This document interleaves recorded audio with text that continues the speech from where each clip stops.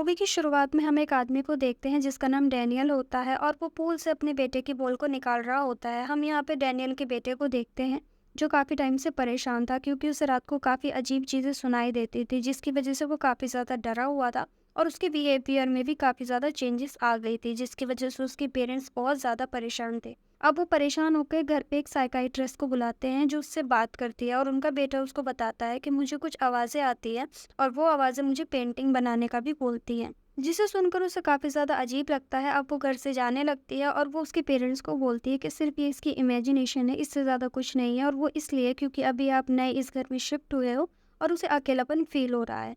और फिर वो डॉक्टर वहाँ से चली जाती है और अचानक उसकी कार से आवाज़ें आने लगती है जो कि बहुत ज़्यादा अजीब थी। दूसरी तरफ हम देखते हैं कि इसी दौरान डैनियल का लड़का भी ड्राइंग बना रहा था। ड्राइविंग के टाइम डॉक्टर के कान में एक मक्खी चली जाती है जिससे वो काफ़ी ज़्यादा परेशान हो जाती है और उसकी आंखों में खून आ जाता है और उसकी हालत बहुत ज़्यादा ख़राब हो जाती है जिस वजह से उसकी कार पेड़ से टकरा जाती है और पेड़ की टहनी उसके मुंह के आर पार हो जाती है जिससे उसकी ऑन द स्पॉट डेथ हो जाती है। और जब उसकी डेथ हो जाती है तो उसके कान से एक मक्खी निकलती है जो कि उड़ जाती है। और नेक्स्ट सीन में हमको पता चलता है कि जो ड्राइंग वो बना रहा था वो उस पेड़ की थी और उस टहनियों से खून निकल रहा था। अब यहाँ डैनियल एक दीवार को नोटिस करता है जिसपे काफी सारी मक्खियां थी और वो स्प्रे की मदद से उसको उड़ाता है।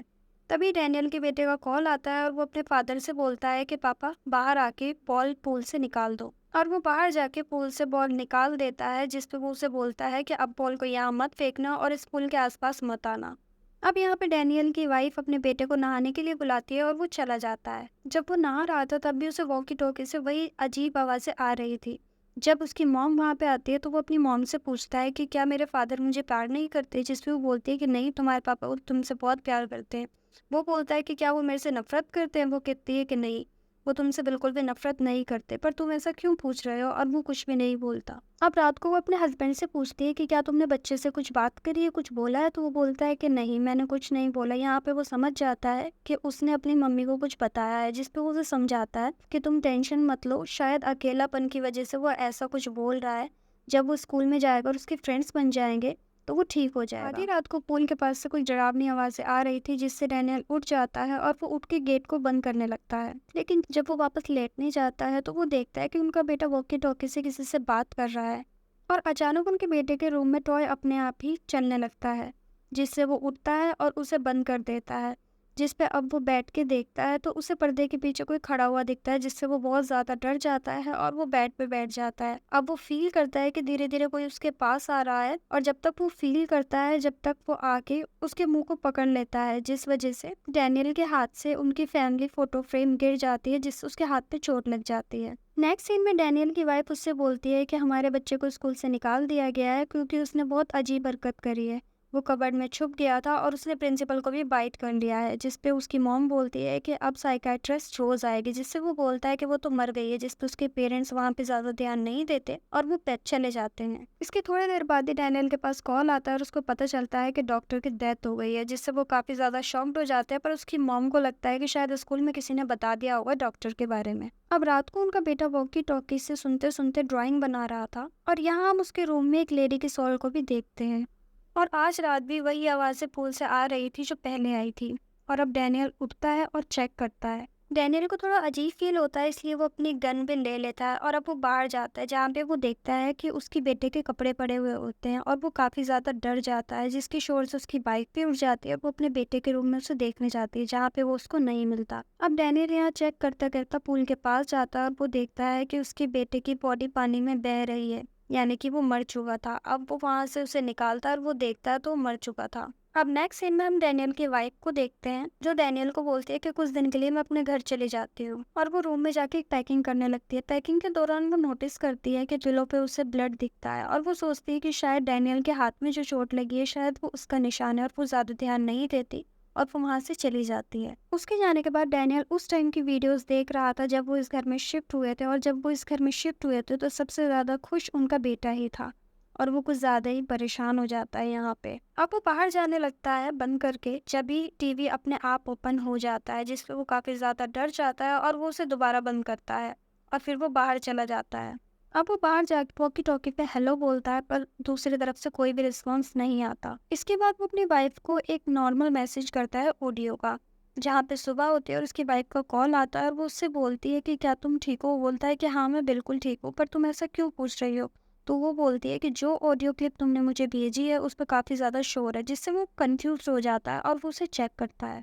अब वो उसे अच्छे से सुनने के लिए अपने लैपटॉप में उस मैसेज को अपग्रेड करता है और सुनता है, तो वो शॉक्ड रह जाता है क्योंकि उसमें उसके बेटे की आवाज़ थी जो उससे हेल्प माँग रहा था और वो ये सब सुन के डर जाता है। कुछ टाइम पहले उसने टीवी पर एक पैरानॉर्मल इन्वेस्टिगेटर को देखा था और फिर वो उससे मिलने जाता है और वो उसे अपने बारे में सब कुछ बताता है कि मेरे घर में क्या-क्या हो रहा है, जिस पे वो पहले तो मना कर देते हैं उसकी हेल्प करने को, मगर जब वो इन्हें इंसिस्ट कर लेता है तो वो मान भी जाते हैं और वो अपनी बेटी के साथ अब उनके घर आ जाते हैं। रूथ जो इन्वेस्टिगेटर की बेटी थी वो आकर कैमरे सेट कर देती है पूरे घर में और एक सेटअप बना देती है। अब वो उस घर में आवाज़ें सुनने की कोशिश करती है। तभी रूथ को रूम में बैठा हुआ कोई दिखता है जहाँ पे वो अपने फादर को बोलती है कि डैनियल को बोलो कि वो बाहर चला जाए, जिस पे उसके फादर बोलते हैं कि डैनियल तो बाहर ही है, तो वहां पर कौन है। अब रूथ के फादर उस रूम में जाते हैं पर उनको कुछ नहीं मिलता। हेडफोन पे रूथ उनको बोलती है कि फटाफट वहां से निकलो। वो पूछते हैं कि क्यों, तो वो बोलते हैं कि वो बिल्कुल आपके सामने है, वहां से निकलो। पर वो उनको वहां पे कुछ भी नहीं दिखता और हेडफोन में अचानक से एक बहुत भयंकर साउंड बजने लगता है, जिससे वो काफी ज्यादा डर जाते हैं और उसको उतार देते हैं, जहाँ पे उनको पता चल जाता है कि यहाँ पे बहुत अजीब स्पिरिट है।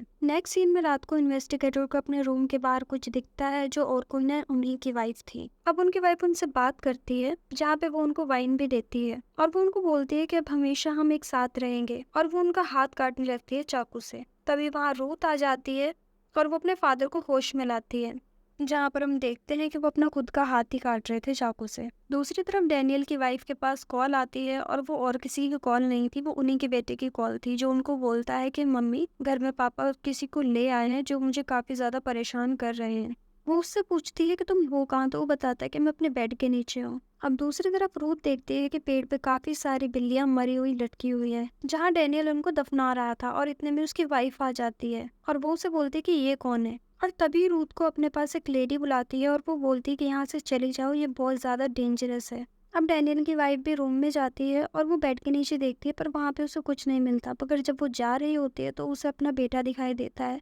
जब वो उसके पास जाती है तो वो अचानक से बेड के नीचे छुप जाता है। अब वो बेड के नीचे झांक के देखती है पर वहां पे कोई नहीं था, पर वहां पे वो दूसरी तरफ देखती है तो वहां पे कोई खड़ा हुआ था। अब वो ऊपर देखती है तो वहां पे कोई भी नहीं था और वो बहुत ज्यादा डर जाती है और डरते डरते वो वहां से भागने की कोशिश करती है और इतने में ही वो फील करती है कि कोई लेडी उसके पीछे थी और वो लेडी उसके मुंह पे हाथ रख लेती है और सीन यहीं पे कट हो जाता है। नेक्स्ट सीन में इन्वेस्टिगेटर डैनियल को इस घर के बारे में बताता है कि इस घर में काफी साल पहले एक विच को काफी ज्यादा टॉर्चर किया गया था और टॉर्चर करते करते उसे मार दिया था, और जो बिल्लियां हमें मिली थी वो किसी ब्लैक मैजिक में यूज आती थी। और अब हम यहाँ देखते हैं कि डैनियल की वाइफ अचानक ही फांसी लगा लेती है, जिससे वो काफी ज्यादा रोने लगता है। अब हम यहाँ देखते हैं जब उसकी वाइफ मरी थी तो उसके कान से भी वैसी ही मक्खी निकली थी जैसे उस डॉक्टर के कान से निकली थी। अब यहाँ डैनियल डिसाइड करता है कि मैं पता लगा के ही रहूंगा कि मेरे बीवी बच्चे को मारा किसने है।